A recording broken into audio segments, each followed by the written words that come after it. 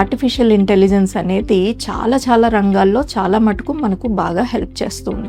అలాగే radiation therapy ట్రీట్మెంట్స్లో కూడాను artificial intelligence అనేది ఇప్పుడు మాకు చాలా కామన్గా యూస్ చేస్తున్నాం. నా పేరు డాక్టర్ సునీత. నేను ఒక సీనియర్ కన్సల్టెంట్ రేడియేషన్ ఆంకాలజిస్ట్గా యశోద హాస్పిటల్ హైటెక్ సిటీ నుంచి మాట్లాడుతున్నాను. ఒకప్పుడు ఒక పేషెంట్ది ట్రీట్మెంట్ ప్లాన్ చేసి ట్రీట్మెంట్ అవ్వాలి అని అంటే మినిమం మాకు 5 to 6 days ట్రీట్మెంట్ టైం పట్టేది.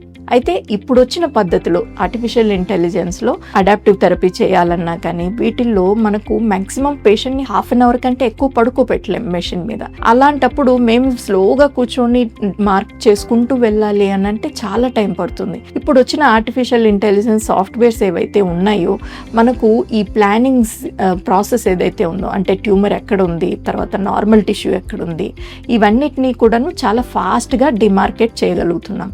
అలాగే దీని ప్లానింగ్ కూడా, అంటే మా మెడికల్ ఫిజిక్స్ టీమ్ ఎవరైతే ఉన్నారో ప్లానింగ్ చేయడానికి 2 days మినిమం పట్టేది వాళ్ళకి, అది ఇప్పుడు వితిన్ సెకండ్స్ ట్రీట్మెంట్ ప్లాన్ అయిపోతుంది. అయితే ఎంత ఆర్టిఫిషియల్ ఇంటెలిజెన్స్ ఉన్నా కానీ హ్యూమన్ ఇంటెలిజెన్స్ అనేది చాలా ఇంపార్టెంట్. ఎందుకంటే మెషిన్ ఈజ్ మెషిన్, ఒక్కొక్కసారి మెషిన్ కూడా తప్పులు చేసే అవకాశం ఉంది. కానీ మనము అక్కడే ఉండి దాన్ని మానిటర్ చేస్తూ ఉండాలి. దీన్ని మానిటర్ చేయటం వల్ల మనకు ఒకవేళ మెషిన్ వైజ్ ఏమన్నా తప్పులు దొర్లినా కానీ మనం వెంటనే దాన్ని కరెక్ట్ చేసుకొని ఆ రోజుకి ట్రీట్మెంట్ డెలివర్ చేయగలుగుతున్నాం. సో ఆర్టిఫిషియల్ ఇంటెలిజెన్స్ అనేది మాకు పెద్ద బూన్ అని చెప్పాలి.